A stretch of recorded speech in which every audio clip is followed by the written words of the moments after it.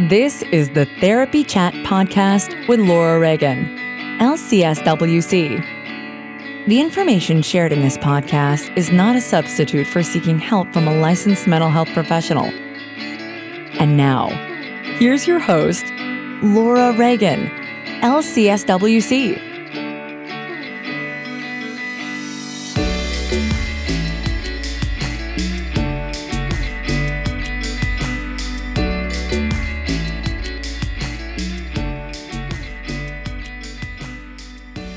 Hi, welcome back to Therapy Chat. I'm your host, Laura Reagan, and today I'm so happy to be speaking again, although it'll be the first time for you listeners to hear, with my friend and colleague, Dr. Jenny Hughes. Jenny, thank you so much for coming to Therapy Chat today. Oh, thank you for having me. I am so excited to be here and just to connect. Me too. And because I always don't hide my failures. I want to say that you took the time to be interviewed by me before. And at the time, I don't know what my headspace was, but it just wasn't quite right. And I said, Jenny, I don't feel like I can release this, even though we had a great conversation. But I feel like we've gotten to know each other a lot better, and it just feels a lot more resonant to talk with you now. So I know that our audience is going to find this discussion very valuable, because we're talking about receiving support, accepting support, and the challenge of connecting when you're struggling, and all of that while being a trauma therapist. So before we get into that topic, let's just start off by you telling our audience a little more about who you are and all of the amazing things that you do. So I am a psychologist, and I was originally thought I was going to be a child psychologist and was trained in that way. I've always done trauma work, and I'm trained all the way down to 0, actually, in working with babies who've experienced trauma and loss and things like that. Now in my clinical work, I primarily work with adults, though, which was a shift that I never anticipated, but has opened up a lot of new experiences and avenues for me. And so I see primarily adults in my practice who have experienced trauma and PTSD. And then I also, we'll be talking more about this, but since the pandemic, found that it was really important to me to support other trauma therapists. And so I also create community for trauma therapists and find ways where we can connect and share what it's like to do this work, how much we love it, and also to overcome any of kind of the difficulties and help to share the weight of what it's like to be a trauma therapist. So one thing you didn't say when you were just introducing yourself is, where do you practice? Yeah, so I live in Houston, Texas, and most of my clients are in Texas, but as a psychologist, we're really fortunate that we have PsyPac, which allows us to practice telehealth in any participating states. So I actually see folks all over the country. I have, people in Minnesota, in Colorado. So mostly in Texas, but I am able to serve a larger kind of area because of that. That's great. And, I was just talking with someone today about how there are very few trauma therapists in places like Idaho and North Dakota and, Wyoming, just places where there's lower population numbers and less availability of trauma therapy, but I am sure there's no less need. So it's great that you can, I don't know which states specifically are covered by PsyPac, but there's actually a lot now, and it's so true. Right now I'm working with a colleague who is helping us set up training for child-parent psychotherapy in a lot of those states. And because of just the immense need for providers and for highly skilled providers, right, and being able to practice via telehealth, even doing things like child-parent psychotherapy, which is for 0 to 5, since COVID, there have been some really, really cool adaptations and just ingenuity and creativity that came out of it to be able to serve people via telehealth who we might not think it would be the best mode of delivery, but that actually can be super, super effective and really supportive of our clients too. That's great. And I think just because you brought up child parent psychotherapy, you're trained in that, right? Yeah. And that's Alicia Lieberman's work? Mm-hmm. Mainly yeah, for I was children trained with Joy Osofsky at LSU. So Alicia Lieberman created CPP, and then folks like Joy Osofsky, Charlie Zena, a lot of those folks were really like the spearheads of infant mental health. Awesome. And isn't CPP, I know one of the ways that it's beneficial is for children who've been exposed to domestic violence, which is a really important work to do. Because in my experience, so often adult survivors of domestic violence think that their children weren't impacted because they weren't maybe directly physically harmed, but working with adults who witnessed domestic violence in childhood whose parents never even necessarily knew that they knew, it's deeply impactful. Yeah, and that's where CPP started. The first manual was called Don't Hit My Mommy. And now it really can be used with any kind of traumatic experience that a young child has. And there are even adaptations of it. There's infant parent psychotherapy. There are protocols for teachers to help teachers implement things, part of like some of the components of CPP. And it's just such a powerful intervention. It's a really more of a psychodynamic approach to trauma work because it's all about the parent-child relationship. And so I think one of the greatest things about it is it's not only about helping the child heal, but it also helps the parent or caregiver heal. It is so powerful for the adults that are coming because they have to attend the sessions with the child. And so they are also receiving the healing, which I think is just something that is really unique in the space of working with kids and families. Yes, that's beautiful.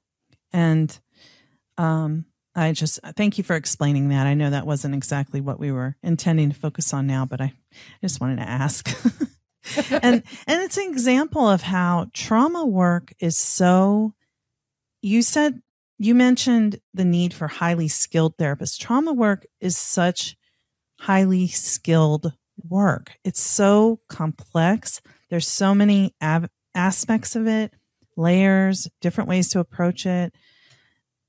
And I just want to sort of name that for people who are doing trauma work, you are doing some really important, valuable, and challenging just in terms of like knowledge and the presence that you have to bring.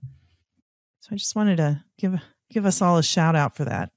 Pat on the back. Absolutely. Yeah. I mean, the space holding that is required of a trauma therapist is immense. Yes. So that's really sort of what we wanted to talk about today is being a trauma therapist. And and listeners who've heard the show before today also know that I've gone through a lot of grief. I actually talked about on my end of the year episode that really I've been going through a lot of grief for about 4 years. But last spring, we were communicating when I had just lost a family member and I was having a very different experience of grief in my adult life, but it was bringing up all my old grief too. Well, and at the same time, I was also, it was, I don't like the term anniversary when it comes to things like this. Yeah. But I haven't always found the greatest replacement. But anyway, it was the 3rd anniversary of my own father's passing. And I was pregnant and I had COVID and he had died of COVID right at the beginning of the pandemic. And I don't even remember how we started talking that day, Laura. I have to look back at the messages. But it was just this incredible, for me, it was exactly what I needed because I was able to connect with someone like you, who is an incredibly and highly skilled trauma therapist, who just held space for me in a way that I don't think you even realized that you were doing. And like I said before we started recording, it allowed me to go through truly the beginning, middle, and end of the grief experience that I was having on that day of that anniversary, that I don't know that I would have been able to move through it to its completion. Not that grief ever ends, but in that moment, there was a beginning, middle, and end. I don't know that I would have been able to move through that if it hadn't been for our connection that day. And the way that we were talking to each other, which is unique to, I think, therapists, and the way that we can talk to each other. Yeah, I think that was something that is important to point out. When you think about being a therapist, we are highly skilled at focusing on someone else and not focusing on ourselves. It's a gift we brought into this field. And then we learned to do it even better while we were being educated / how to dissociate. And if we didn't already know, and then that is, I feel like, I don't know, you could look at it many ways, but if you had a childhood where you had to suppress your feelings, and then you go into a field where you're exposed to all this pain, and then you spend all of your time suppressing your feelings, and you don't have some way to receive the same kind of support that you're giving. And I think therapy is wonderful and definitely needed, but that's 1 hour a week most of the time. Mm-hmm. Like, how do we surround ourselves and allow ourselves to receive the support of other caring people when we're so used to denying having needs? Yeah, denying our own needs, and then coming into a field and a specialty where there are these implicit and explicit messages that we're supposed to have all of our shit together because we're therapists. We must be perfect. There must be nothing wrong with us because we've done all the work and figured it all out.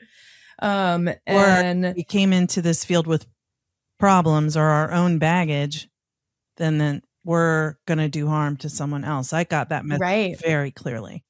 Yeah, exactly. And so then we have to, we're always like on edge of like, what are people going to think about me or assume about me? Or am I going to be found out because I'm affected by this case, or because I'm experiencing my own grief reactions while also helping other people process their trauma or their grief, and it's incredibly isolating. And I think that there are a few spaces where there's permission to be able to talk about all of those things safely without us feeling like our jobs or our licenses or our careers are threatened.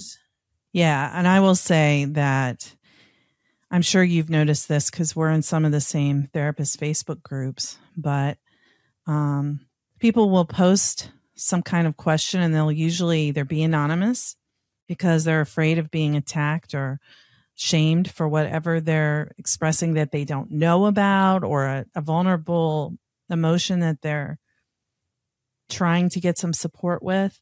And people are like, anyone could know who you are from this. Your client could find them.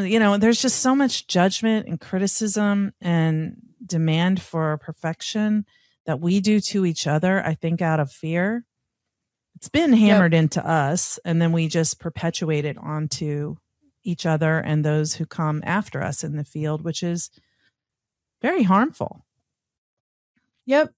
And, like we were talking about earlier too, Laura, neither of us really, so for me, and then for you in different ways, but for me, like I had kept my relationships so separate. Like I had my friends and my family, and then I had like my life as a therapist. Right. And there was very little overlap. I really didn't have any friends who were also therapists. I had a couple from internship because that's like, you're like really going through battle that buddies. together. Yeah. Yeah, exactly.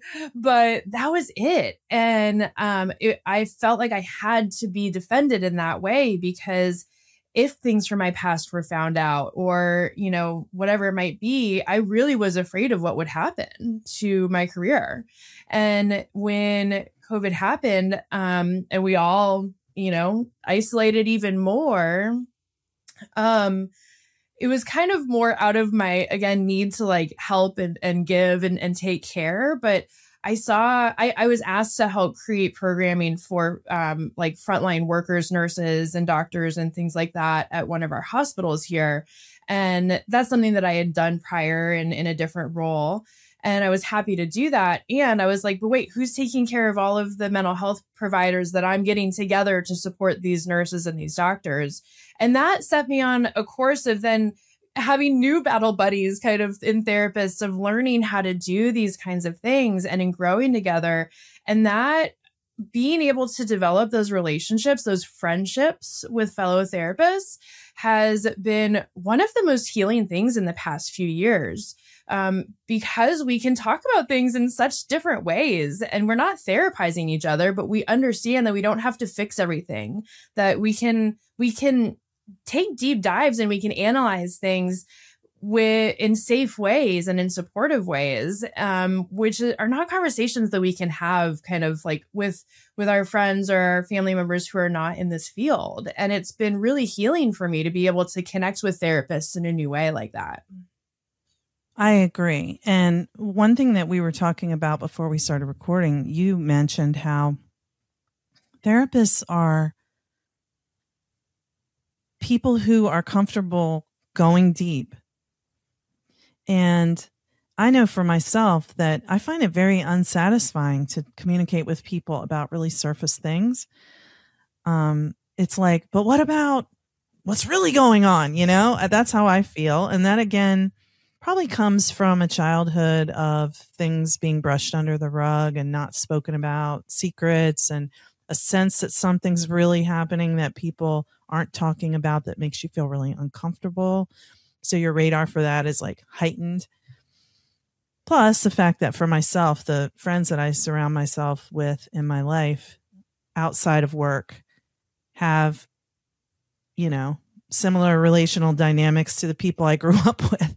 So, you know, they don't like to talk about stuff. And I'm like choosing people who don't like to talk about stuff. And then I'm like, this is so unsatisfying. They won't talk about stuff.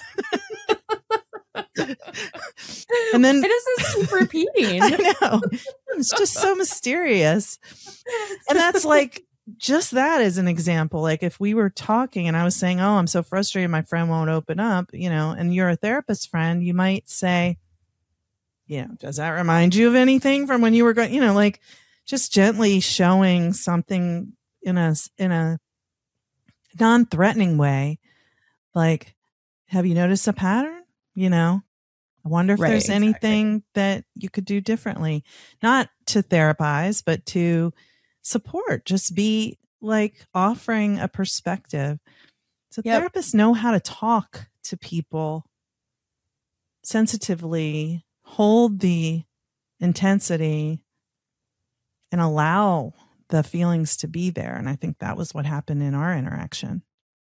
It absolutely did. And, you know, I can still see a lot of images from that day. And I remember being in my room and like, I mean, full on COVID, right? And so I'm just like in my room isolating, and my husband and my she was 2 at that point, my daughter were out making a birthday cake for my dad, because we make a birthday cake for him every year because he died 6 days before his 75th birthday.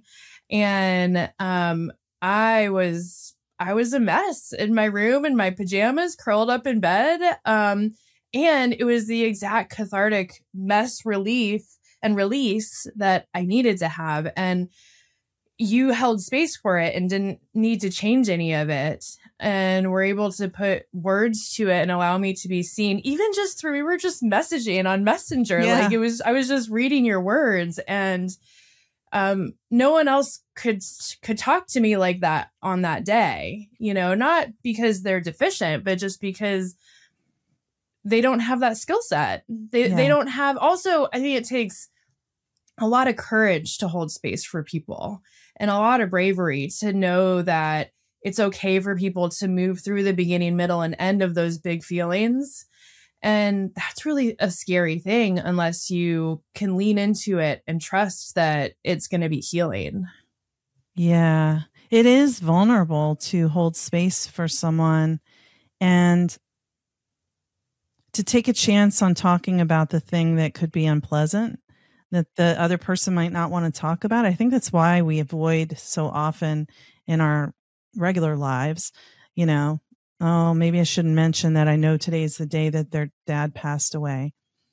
But to me, I'm that friend who's like, hey, I know today's an important day and I'm just thinking of you, because I want that from people. I want people to know, not read my mind, but just to care about what matters to me.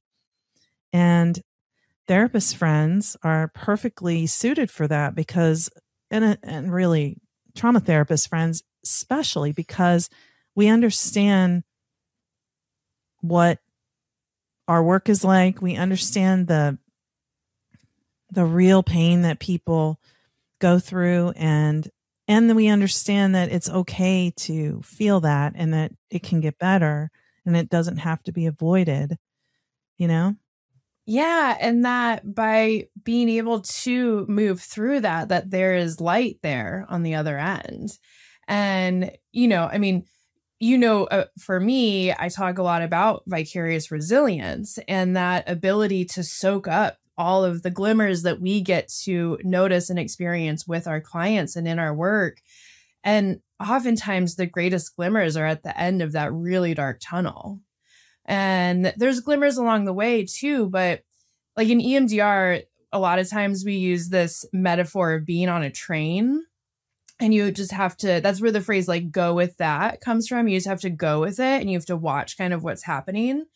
And there's another metaphor that we'll use if someone is really experiencing just a lot of emotion, maybe when we're reprocessing, always the client has the control and they can always stop.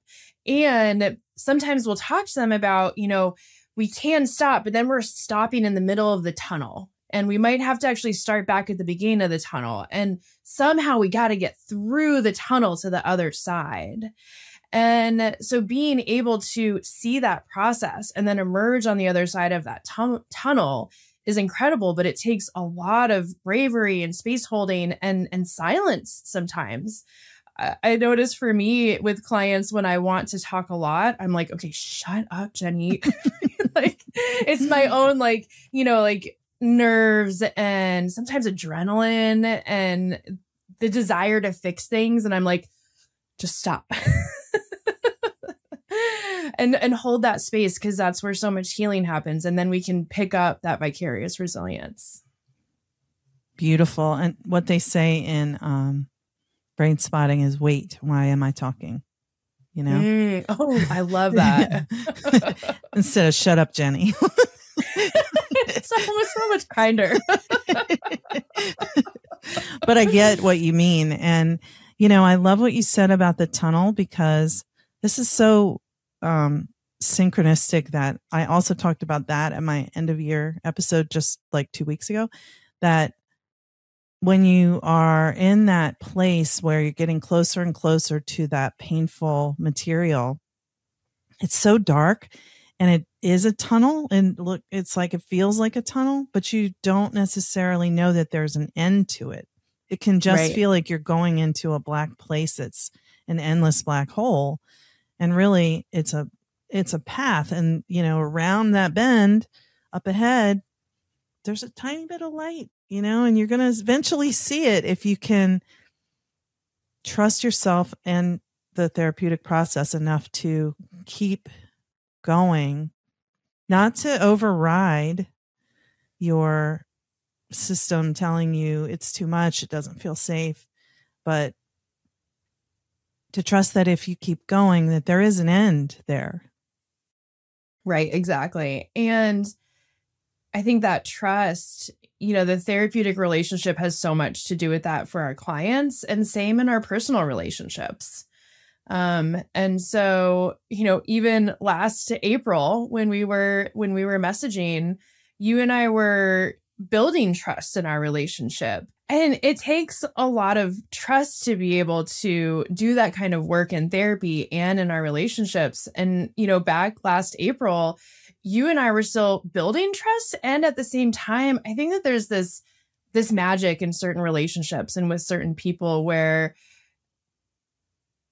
it's like your brain and body just knows that you can fall into it. And on that day, when my brain and body needed to move through all the parts of it, the beginning, middle, and end, it also knew that you were the safe person that I could trust to do that with. And I think that is a really, really special gift that I received. And I do want to thank you for that.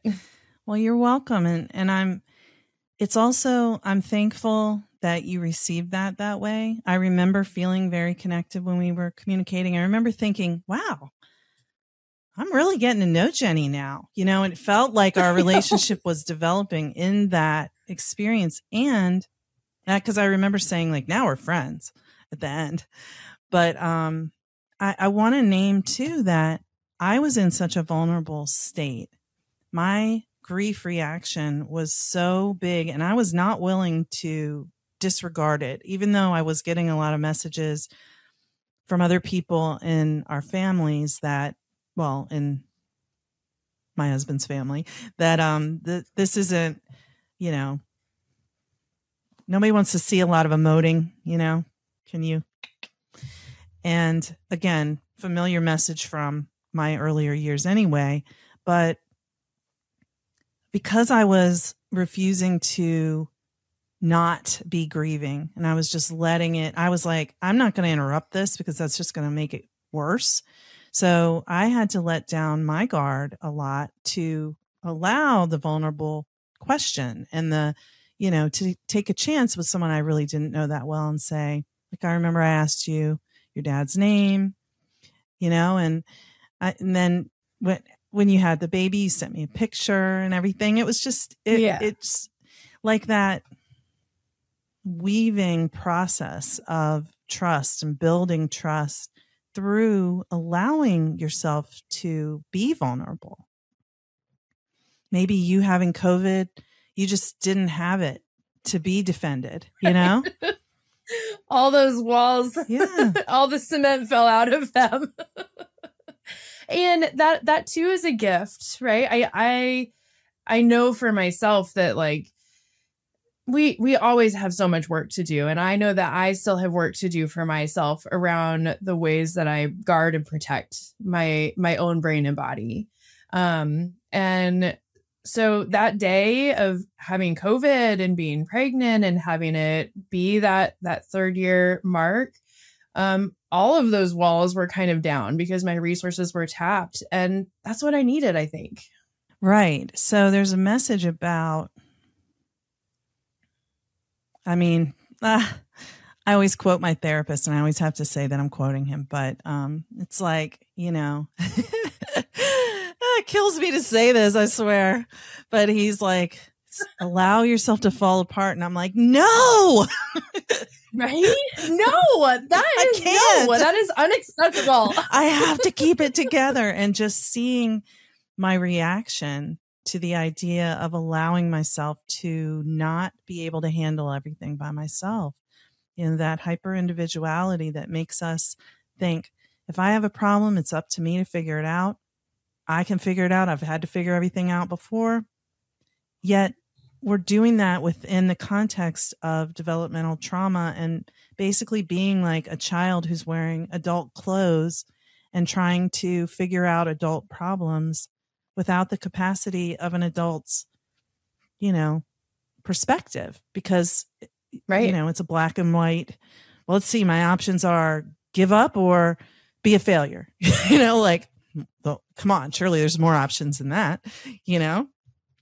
And when you bring in someone else, a safe,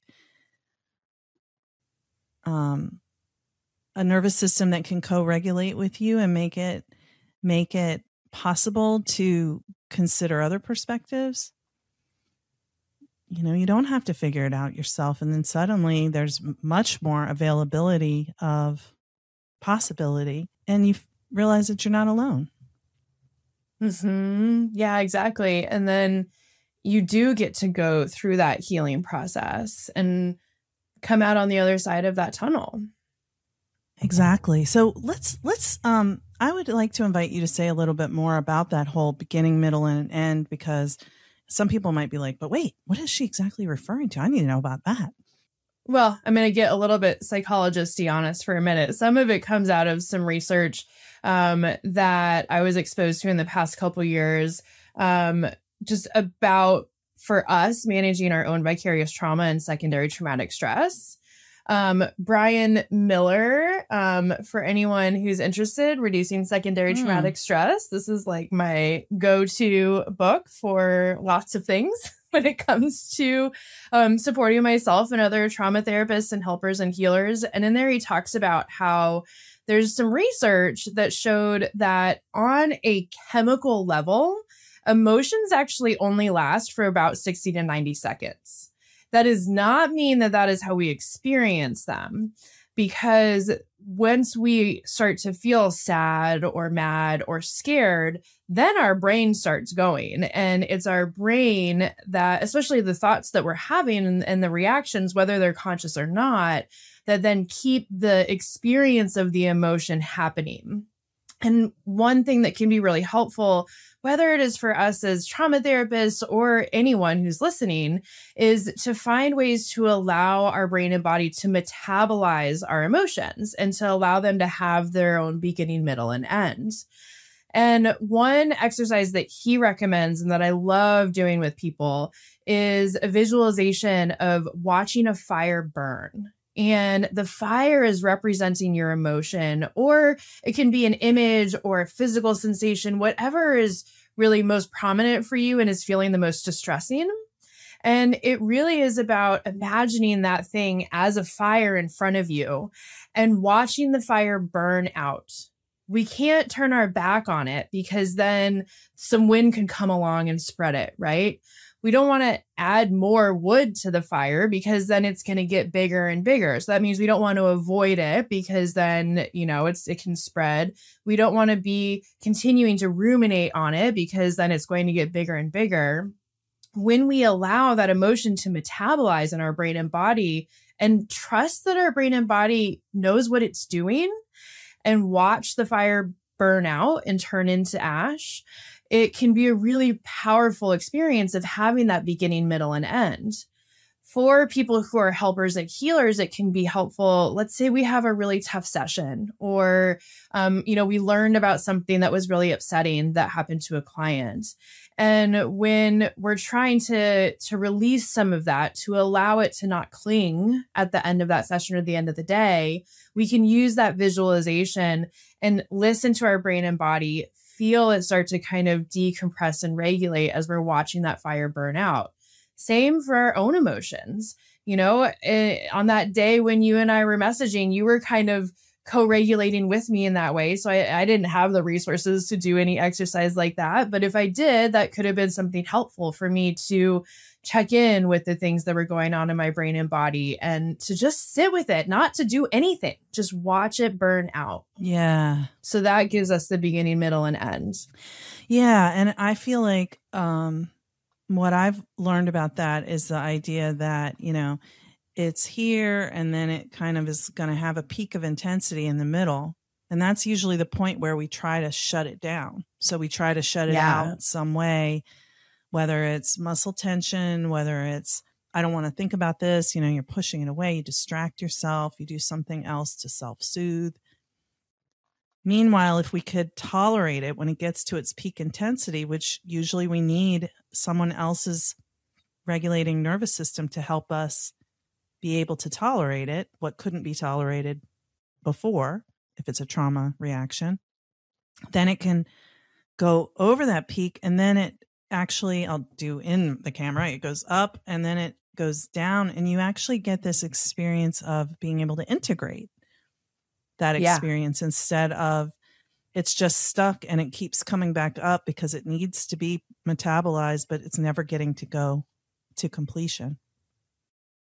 Yeah, exactly. And that integration is where that healing happens. And especially when we're able to do that in relationship, it sinks in even deeper because the relationship is turning on our attachment system, those really primal, really survival parts of our brain that also drive us to connect with people and allow us to then, integrate some of those new findings about ourselves as we go through these processes. Yes. Well, I'm grateful that you explained the beginning, middle, and end. I think that's a really lovely takeaway from this conversation, even though it's not our main focus. Well, and I think one last thing to talk about with that is when we don't have opportunities or we don't allow for that beginning, middle, and end, our baseline might start off down here, but when we keep avoiding or defending against it, our baseline keeps going higher and higher and higher until it's almost right there at the peak anyway. Mm-hmm. And that is where just that chronic stress and PTSD and trauma thrives. And when our brain and body start to break down because we are so constantly in survival mode. But our brain is doing that for a reason because it's like, wait, no. We need to go and we need to, go over the top and then allow for the integration. So it's going to be like a toddler who's like, I need attention. And again, it comes back to those relationships. And if we don't have a therapeutic relationship or a friend or a family member with whom we can go over the edge, then unfortunately we get stuck and we can get stuck in that state of survival mode, whether we're a trauma therapist or not. And if we are a trauma survivor, that's probably how we're living quite a lot. Even if we have really highly effective adaptive strategies to not feel it, it's still impacting us, in ways that we don't always realize until we begin to have a different experience, which that's one of the things that you and I have both had in the past 3 years since the start of COVID. I cannot deny, as hard as COVID, the whole, it's still going on, obviously. I mean, people have it right now. Just read that 10,000 people died in the last month from COVID, which I was like, wow, we're acting like it's all nothing, but 10,000 people right in a month. But as much as it was a very hard, intense, painful time, I can't deny that it was a deeply transformative time for myself. And for me, I dove into helping like you. I created Trauma Therapist Network and I was like, trauma therapists need help. I've got to do it, and put together this community. And then in the weekly calls, I'm finding myself getting so much, even though I'm facilitating and really taking, a back seat and letting the group process do what it does. I'm like coming out of this feeling elated and, just like happy, like wanting to dance, like playful, very light. And it's like, how could I possibly feel that way when yesterday I was like, oh, the state of the world is never, I feel so powerless. I'm alone. It's never going to get better. I think I'm going to die. And, and then I go to my call and be like, this is amazing. You all are so wonderful. And then I would leave like walking on air for a few days, Yep. And you did create a similar experience for yourself and for your community. Yeah. And I feel the exact same way after our calls in Brave, where, I benefit so much from it as well. And, I don't know. I'm curious what your perspective is, but it's like, I know that like I am the facilitator. I created this thing, but I feel like I have nothing to do with it at all. And that magic, it just happens. And like, kind of like you're describing of walking on air, like my family knows whenever I've just walked out of a Brave call and they're like, oh, hey mom, like, how you doing? Look at you. Like, you look great. You're glowing. Exactly. Because, being in spaces like that where we can just talk just like you and I are, Laura, of just just talking about things and not having to, I don't know, like protect against stuff or rephrase things because it's going to sound weird. Like we can just say whatever we need to in a space where we know that there is mutual and unconditional support and positive regard and respect. And also spaces where we can share our mistakes and our mess ups and our fears. I think that's one of the most powerful things, is knowing that there's a space where people can show up and say, oh my God, I totally made this mistake, or I'm so afraid to do this thing. And then we get to walk through that together and walk through that tunnel. Yeah. Well, that's it. It's like you're not, it's what you are doing and what I am doing is we've created spaces. We're holding the space. We made a place people can come to, and then we show up and hold the container in the space. But, believe me, I know for me, it's a full-time job running the whole thing, but it's more than a labor of love, because it does enrich me so much myself. But it's like, if I feel powerless about the way the world is, what can I do? And by supporting trauma therapists, I'm able to help them support their clients better. It spreads. It's like you were talking about with the glimmers and vicarious resilience. It spreads positive connection, safety, trust, love, care. And that's not spreading hate, fear, competition, and which is such a big thing with therapists, where we feel so isolated and we feel nose to the grindstone. We don't even look up. So we don't know there are people around who care about us and want to support us. And everybody feels so depleted. They don't feel like they have any. It's like, I don't want to talk to anybody. Don't ask me for anything. Look at your text messages and you're like, oh my gosh, there's 15 messages here I have to respond to. And it feels very depleting. But when you have supportive people who are surrounding you, who understand what your work is like and what matters to you, and how the world can be, that can be hard to know that truth. And you hear the things that can go on. But it's like you're not holding it alone anymore. Yeah. Yep. And we then also get to be seen for how much we love doing this work. A lot of times when I tell people that I'm a trauma therapist, their first reaction is like, oh, how can you do that every day? I can't imagine myself doing anything else. And when I've been put in positions where I had to work with other presenting problems, it was so challenging for me. I'm like, I don't know how to treat anxiety. Like, I get that so much. It's like, I can do one thing. I know. Exactly. I'm really good at it, but ask me to do some short term. Yeah. Like, I just can't do it. I'm like, I don't know how. Sorry. I know.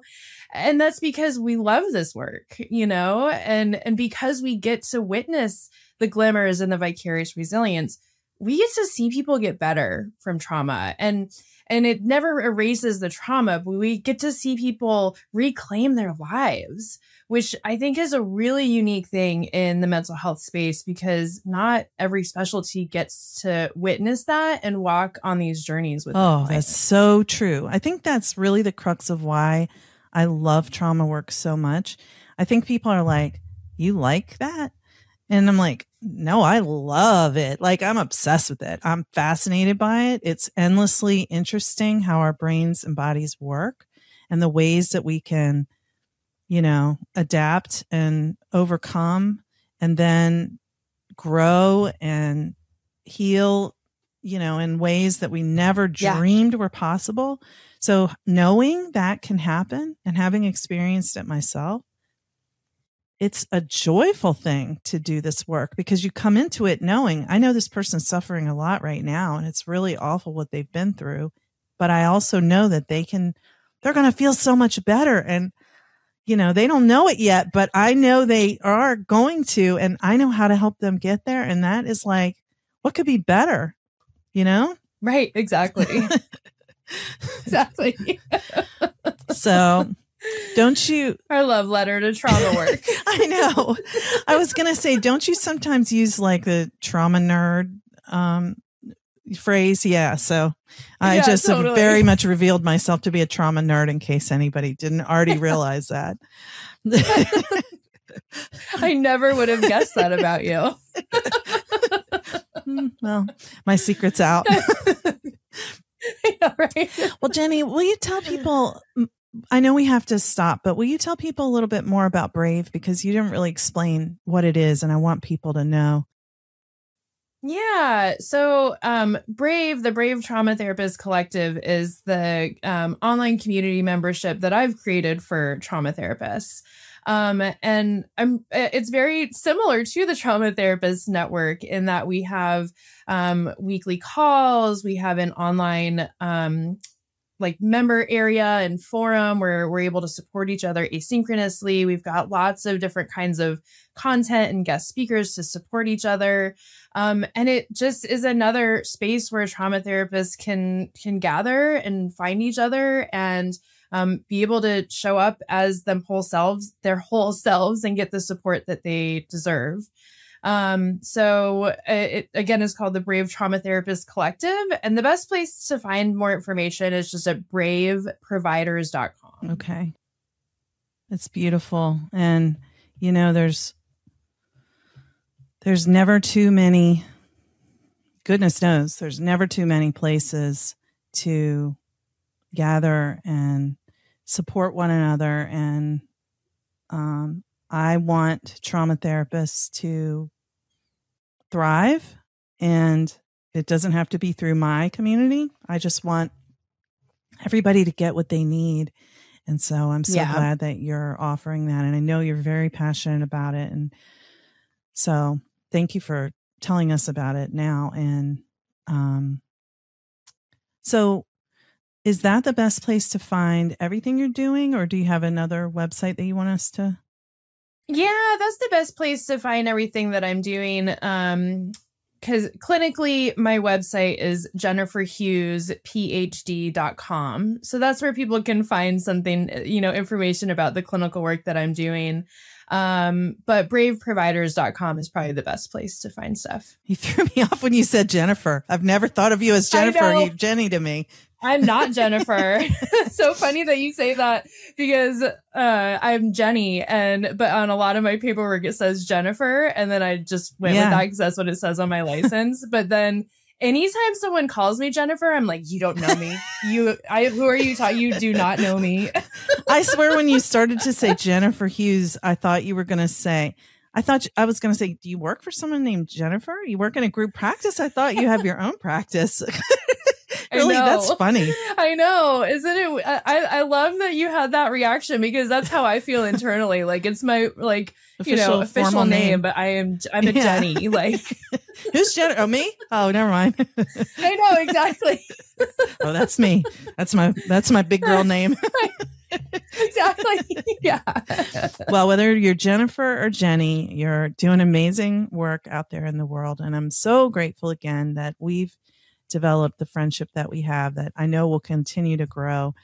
And again, that you took the time to come here today. So thank you so much. Yeah. Thank you so much for, again, creating space for this. And, for, I think, creating space for us to be able to share more of our stories and journeys, because we don't always have space as trauma therapists to be able to talk about that. And the work that you're doing, I mean, it is unparalleled. And I'm so grateful to be just a tiny little piece of that. Oh, what a sweet thing to say. Thank you, Jenny. All right. Well, one more time, I'll just say thank you for being my guest. Thank you for listening to Therapy Chat with your host, Laura Reagan, lcsw-c. For more information, please visit therapychatpodcast.com.